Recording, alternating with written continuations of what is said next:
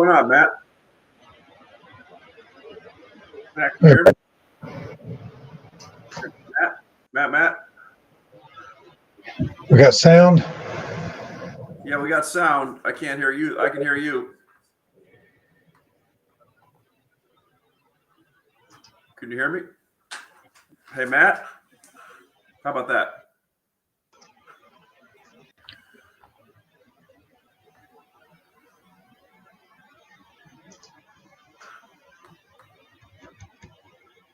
Nick can hear me. You can't hear me. There you go. How's that? Yep. I have to like touch my volume bar to get active when we get started. Does that work? Does that work? Okay. So I was traveling all week, so I just literally I was a little late because I couldn't get all my items put together here, Matt. That's quite all right. What were you doing in Oregon? Mill trip? No, I went and visited a customer in Denver, and then Mindy met my wife out at my sister-in-law's house in Bend, Oregon. So Nice. Saw a lot of trees. I didn't see them go into the mill. They're expensive trees too, aren't they? Yeah, I mean, we went on while they're still standing there. We went on a nice hike and saw a lot of a lot of ponderosa pine in this area. A few Doug fir, but it's mostly pond pine. And we didn't get too far outside of Bend, so kind of some nice curated trails to walk on. Nice. Yeah, it's all good. Got myself a new pair of boots that I already, did that whole thing out there. Spent too much money at a really nice place where a lot of the people like go hiking. Spend $1,000 to go hiking for one day. Exactly. No, I didn't spend that much dough. Yeah, but yeah, all good. So everybody, welcome to Lunch with Lumbermen. How did the show go last week? You did it with good. Mike. Mr. Passive Mike. Yeah, he's Mike's kind of fun to do the show with because he'll sit there and he'll think for a minute and go, okay, just hold for a minute. He's got something coming and he goes, and then kind of springing on you. Yeah, exactly. Well, so I wanted to kind of go up. Everybody, welcome. I want to see if there's some people rolling in here. Let me just open up my my LinkedIn so I can see here. What did I miss last week, Matt, while I was out? One day head fake. There was a little bit of action around the end of the week. It was soft all week long. Then got a little bit of bluff happening on Friday, but there just wasn't a whole lot of follow through. But it felt like the market was trying to bottom again. But it just seems like the buyers are. I can't tell if buyers are nervous or confused, but it's pretty clear that the industry doesn't seem to know what's going to happen in this spring. And the thing that's interesting about this is we're just 2 weeks away from March being here. The outtake for are we started to show us before I say something important? No, go ahead, Matt. Okay. I was going to say outtake between March and June. That 1/3, that's 4 months. That 1/3 of the year, outtake is 20 to 25% higher than the other 8 months of the year. So, and it really doesn't matter what's going on with the economy or a pandemic or anything else. It's just a seasonal function of more daylight in a day. You can get more done in a day than you can in other months of the year. And we can expect that as March rolls around and we roll into April, it's going to get even more and more busier. And the thing I don't think anybody really has a good beat on is what kind of inventory do dealers have? Because I'm still hearing people are underbought, people are slam dunk overbought. It's just all over the place. And some big guys, I've heard some of the big contractor yards are not adequately bought. Some are bought for 6 months out. So it's just a toss up. But the builders are giving more encouraging signs of optimism for like every month that goes forward. It's almost like they've had the bad part hit. And I kind of feel like lumber's. We always talk about lumber being a leading indicator, but I think lumber's going to. I talked about a touch and go, not a soft landing, but a touch and go landing. We're just going to brushed by a recession. I think we're going to have something in the recession area that's going to happen because you got the ball rolling already. We got the pandemic's over with. The spending splurge is kind of coming to an end. And it's not necessarily, I don't think, because of interest rates. I think it's just the getting over the pandemic fear of missing out on doing something before you die. And yeah, no doubt. You brought up some good points on inventory. I think inventory is definitely. We had a good bump 2-3 weeks ago. As we noted back then, we saw that, and then it just kind of stopped. It's just kind of stopped and rolled over a little bit. And I know you and I were going back and forth. Home Depot had their Q4 earnings yesterday, which is in the rearview mirror, right? And they obviously saw. You notice on the scouting report, it's funny you should say that because that was kind of my leading line on the scouting report. Home Depot's Q4 results, and it's interesting that they cited the reason for their decreased earnings was the lower lumber prices. Basically, they couldn't get as much profit on a whatever 10 or 15 or 20% markup on $400 lumber as they could on $1,000 lumber. So they really blamed it on their loss of profits on decline in lumber prices, not necessarily lack of business. Got it. I was looking at, I was just reading that because I was looking at that. The reason I was on the plane yesterday when you and I were going back and forth talking, I was scrolling through reading their earnings, and I didn't really pull much out of it. They said things slowed down a little bit, which wasn't surprising. But you and I mentioned on email how, and I'm not picking on Home Depot here just because that was just the most recent thing I've heard, and I'm sure that follows through with a lot of people. Have you heard it starting to pick up again Q1 a little bit?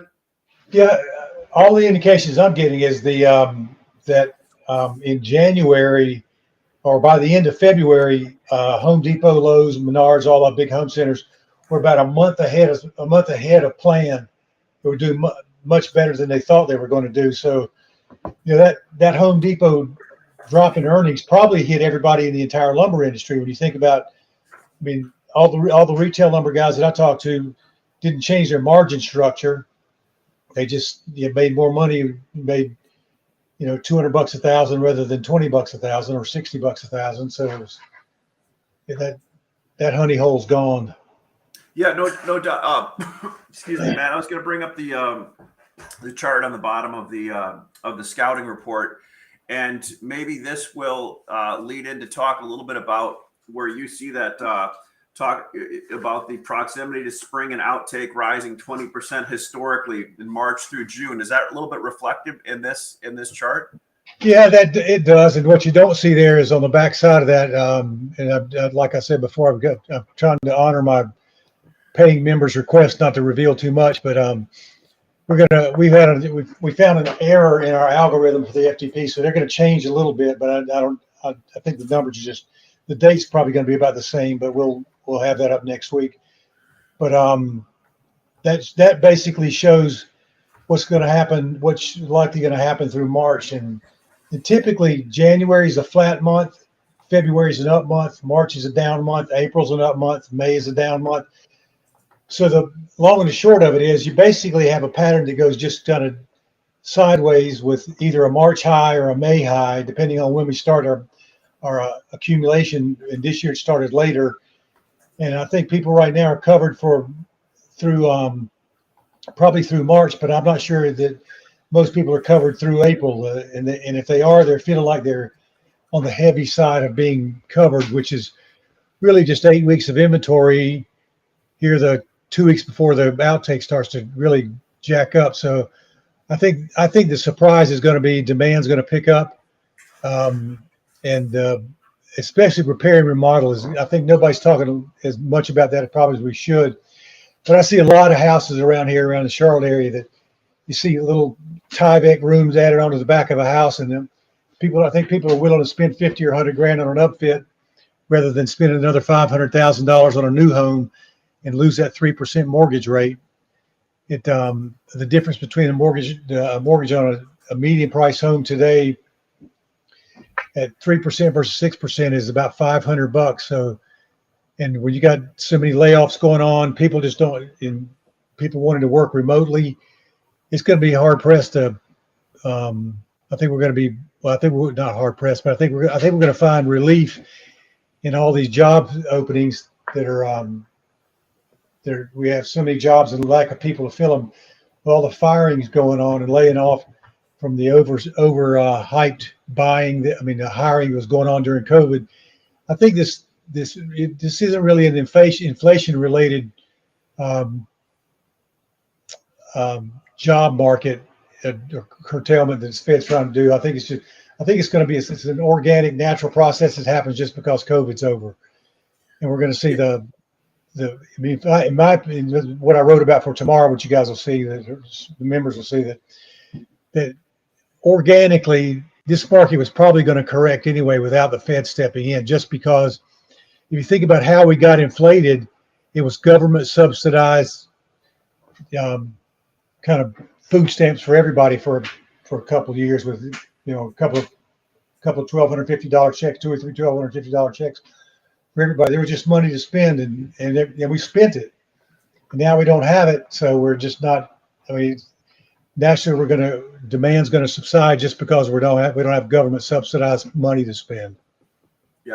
Yeah, no doubt. And I mean, look, it was corporate welfare too, and a lot of these big companies. If you go back and look at 2019 employee size counts at some of these companies versus now, some of these companies damn near doubled the size of their, especially some of these startups, right? Yeah, and they're really even like Google, Amazon, Facebook, Microsoft, Apple, all those guys ramped up their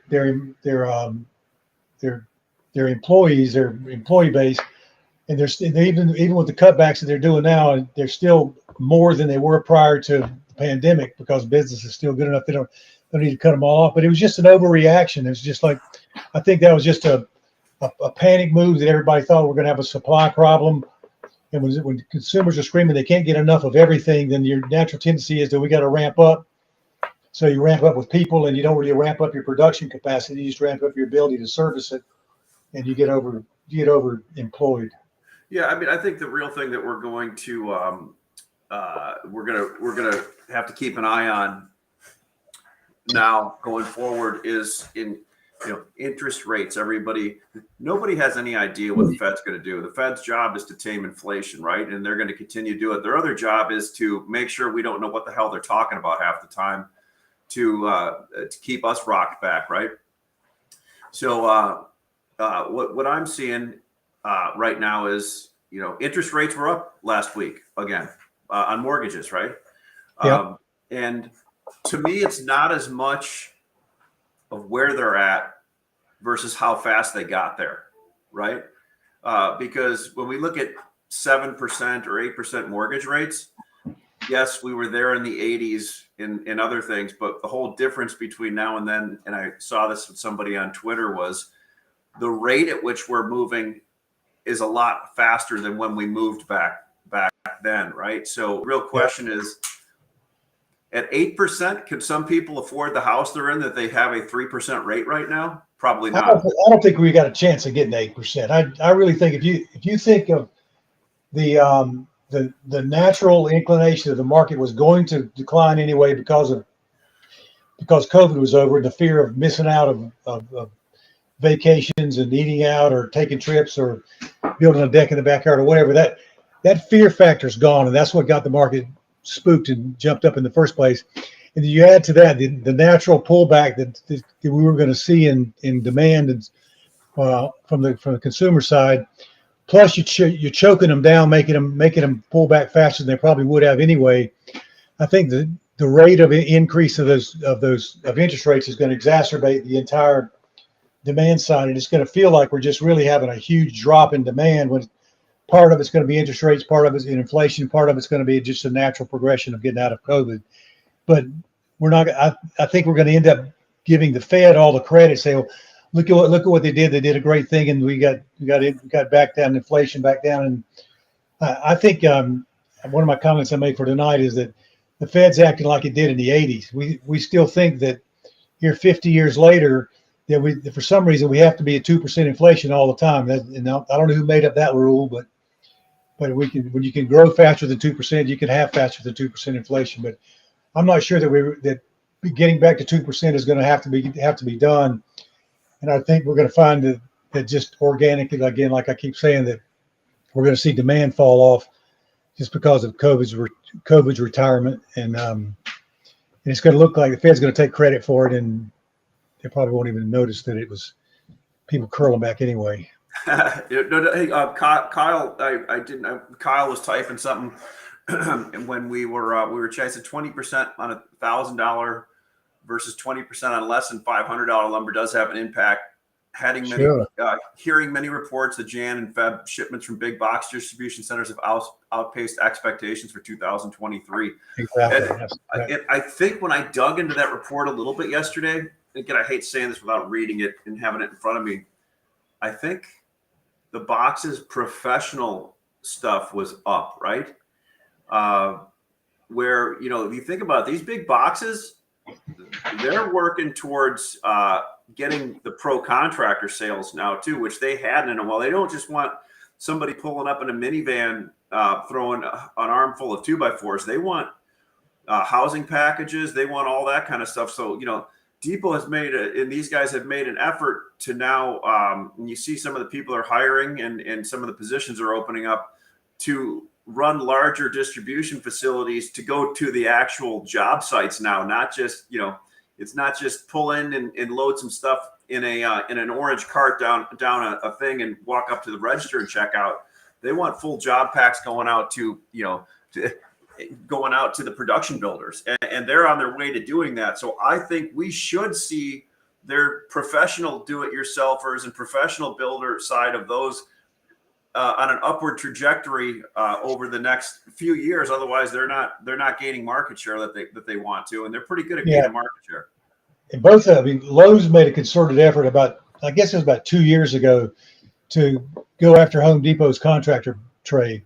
They wanted a piece of that, and they're both now into the rental business of small engine stuff and hand tools, that kind of thing, for do-it-yourselfers. But I saw yesterday we're 546,000 jobs estimated short in the construction industry for 2023. So somebody's expecting a lot to happen, but I just kind of feel like we've gotten really complacent in the last 6 months, just having lumber be available without any repercussion of having low inventories. And it's interesting Kyle might be able to respond to this too, but the inventory level that he's having to carry because his other customers carrying lower inventory. I don't know if that's still the case or not, but it would seem like that we're still in people focusing on turns, and it's putting a lot of pressure on mills and wholesale distributors to carry more inventory and make sure they got it quick.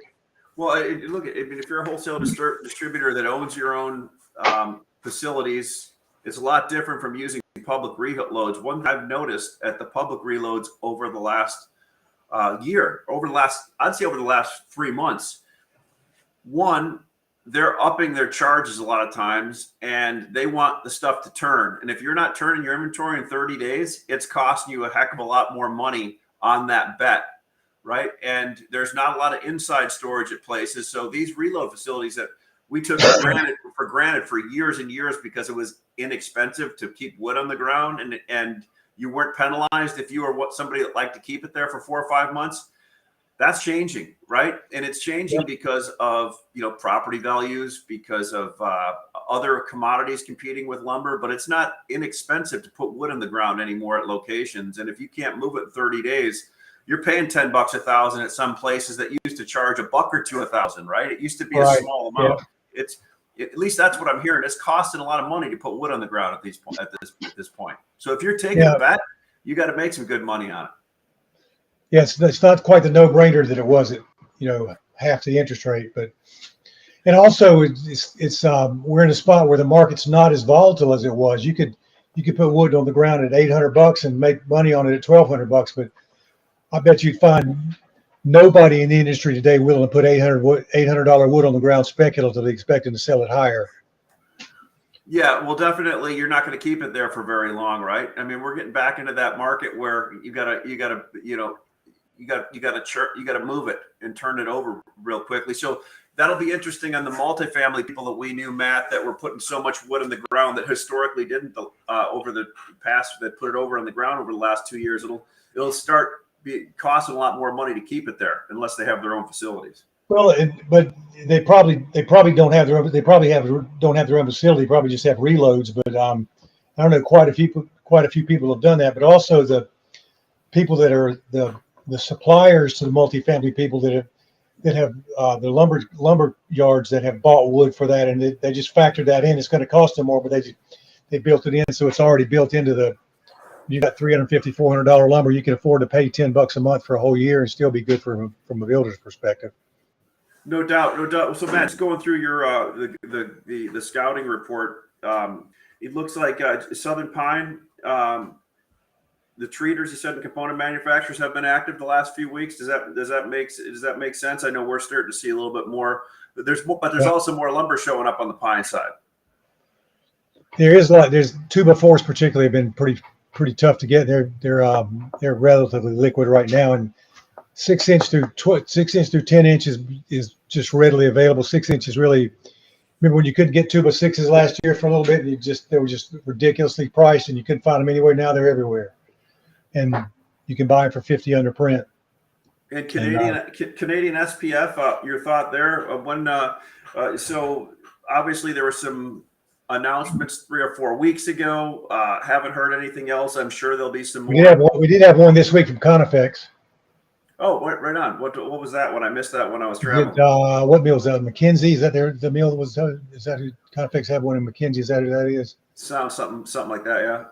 Yeah, it was like it was effective on February 21st. They were starting the beginning of the week for 2 weeks, and we'll let you know how it goes, kind of thing. It was really based on I think a fiber supply, not necessarily whether they sell it. I just can't make anymore. So it just when you can't make enough to run and be profitable, you go have the other option, but to close some doors. Western U.S., I really don't know much there. I'll have to catch up with Matt over at Hampton, a few other guys, and ask him about that. I didn't see much going on in the Western U.S. species. Euro lumber, it seems to be the European lumber has moved a tranche off over the last 3 or 4 weeks. Now they're waiting for that to ship out and have another tranche coming in behind it and fill it in, but that's not going to be uncommon. No, that's normal. But I have heard some chatter about floor prices on Euro, about around $500. So we'll see if that sticks. But if you think about that, you back off $130 from let's say Cape Canaveral or Wilmington, North Carolina, Charleston, South Carolina, whatever. You back off $130 from that, you're $370 meal British Columbia. So that's a floor price in the dock of $500 is not necessarily, that's not a high price. That's equivalent to a $370 FOB BC price. So that's still what, $40 lower than where we are today. Yeah. So Dave Stalkop was saying break bulk vessels sailing of European lumber are down 20% in February, and will be down 50% in March as most European sawmills clean up U.S. lumber inventory at European ports and drastically reduce production of U.S.-sized lumber. If we don't see a pop in the market in March, we will see even less European lumber shipments coming to the U.S. I don't know if I necessarily agree with that, but I guess I'll have to see, because right now I saw a Random Lengths article or something else out where there's more production coming over here. I don't see where else the European lumber is going to go, Dave, since it's still one of the best returning areas over here. I mean, am I wrong on that, Matt? I don't know. Dave does this. Dave does Euro for a living stuff. He might even be over there in Ukraine right now, undercover, working, trying to find out some scoop about what's going on. But no, that could be. But I know some vessels sat up. I know some vessels. Go ahead. I know some vessels sat off the port of Florida for a month because there were so many in front of them unloading. A month and a half, 2 months ago. That's not less vessel space. Now look at Dave may be right on that. I'm not dialed into the vessels, but from everybody that I know that gets contracts from European lumber coming over, they haven't said they're getting less lumber in the next few months. Well, I think the problem lately has been not dock space to get the vessels in, but no place to put the wood on the docks because the trucks are so slow getting it out. They're just the ports are so disorganized and not able to handle the volume of bulk ships they're getting in containers that they're getting. Here's a good example. I take my grandson to school every day during the week, and a train passes, and the train has more than 100 cars every time. And he goes by, there's not a single car other than a double stacked or single stacked container. There are just thousands of containers going by. And it used to be a train would come by, and I get excited when I see 4 or 5 cars of lumber that were strung together and go, oh, that's a big old lumber move right there. It just gets you all excited. Now you sit there for 15 minutes, watch the train go by, and you see no lumber cars. Well, hey, look at Dave was saying here. I was reading further. It makes sense. So in the Middle East, North Africa, so the MENA market and the Asian markets are now paying more for European lumber than the U.S. market is currently paying. The European lumber production will shift fairly quickly to other markets. That's a great point. Okay, I didn't. Specific Sweden sawmills that are tied to pulp production will continue to ship consistently to the U.S. as they need the chips for pulp. That's good feedback, Dave. And again, I'm not dialed in like you, so you may be straight on. I respond to what I see coming in at the current time on the dock, right? I'm not sure how much is or isn't behind it, if that makes sense. So that's some good feedback, Matt, by David up there. Yeah, I think David might be able to answer this too. Like, those ships don't come every day. They seem like they come in waves, and I don't know for sure if that's the case or not, but it just seems like there's an abundance of Euro wood.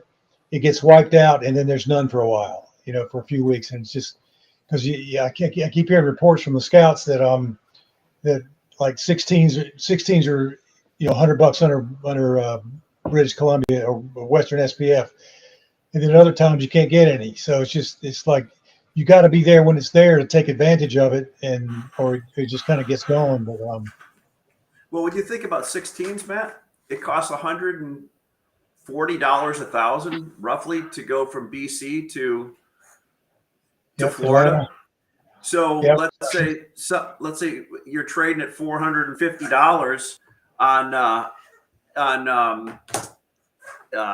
you're in the low to mid 300s BC on 16 footers mill, right? Yeah. So they can't do that. They're not going to do that. Here's the deal. It costs just as much to drop something off in the Port of Baltimore as it does in the Port of Florida, basically, or it does over in Port Arthur, Texas. Costs the same to every place. Yeah. So everybody who's doing I don't know how they do the 16-foot contracts, but if there's a European mill doing it off of or if people are selling it off of, to all the buyers of European spruce out there, you should really look at it. I would never do anything to buy off of a Western mill contract delivered to Florida or anywhere like that. I'd negotiate a hell of a lot different. Absolutely not with that much Euro around. Yeah, no doubt about that. But it's Kyle interesting Kyle had another comment too. There's much more pressure on the distribution inventories right now than with conservative inventory strategies and much of the dealer base in regard to 3PL. To what storage rates much higher. Okay. Yeah, exactly, Kyle. What we were talking about, it just costs a lot more money. And you know what? I always wondered why reloads didn't charge more sometimes, because it takes a lot of work to shuffle all that lumber around, and they don't make any money when it sits there for 3 or 4 months. They make money when it keeps churning and burning, right? Well, let's not use the word burning. The reload makes money if your wood sits there. The reload's going to make money whether you move it or not. Well, they will now if they're charging $10 a thousand, right? But they certainly didn't make much when they were charging $1 or $2 a thousand, right? Just for storage, they need some handling charges too. Yeah, then you're just basically an astronaut. You're just taking up space, right? That's right. I don't know where you find this stuff. I don't know. That was you grow up in a lumber yard, you hear stuff like that. My dad used to call me all the time an astronaut worker because I was just taking up space for him.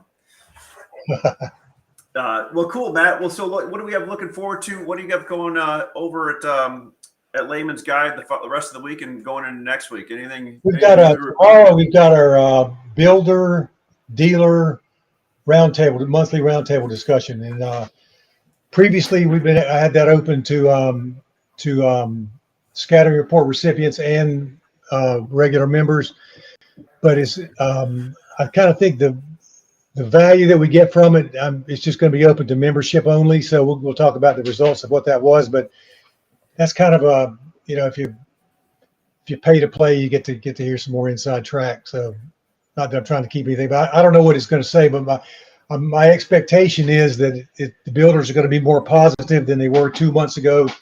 They were more positive last month than they were the month before. So I think the home builder sentiment has risen from 31 to 47. I think the number was just in a couple of months. So it's a pretty significant increase. And that was based on a month ago survey. So my feeling is the builders are getting more and more bullish and more favorable, thinking that the interest rates are going to kind of peak out here. We're going to roll back a little bit. I've heard some talk about lower interest rates by the end of the year, and I'm in that camp too. I think the speed, like you talked about earlier, the speed with which we're trying to curb inflation or fight inflation, it's going to be like a guillotine. We're going to chop it off, and the head's going to fall in the basket, and then we're going to be back to ready to go again. Well, I think a lot of these builders did a really good job with their incentives and whatever they had to do to move product and position themselves in a pretty good way to not be in a bad position, right? And right, and that was the big concern was like what's going to happen with all these completions that were going to happen in the first quarter. They're going to create a bunch of inventory, and it doesn't appear as though that's the case. It's getting moved off with incentives and the builders don't seem to be scaling back for their for the next 2 or 3 months anyway. At least through the summer, I think there's going to be surprisingly more building going on than we thought in the end. No doubt, Matt. Well, listen. I just had to get caught up because I've been out. When you're out for a week, I had no idea what was going on, so it was good catching up. And we'll look forward to doing this again next week. And everybody that's attending Matt's Builder Roundtable tomorrow, I hope to hear some good stuff back from that because that always brings back amazing information. And Matt, we'll look forward to doing this next week. Sounds good. Thanks, Ash. Thank you guys for coming. Thank you. Thanks, Kyle and David, for your contribution. Yep. Thanks, guys.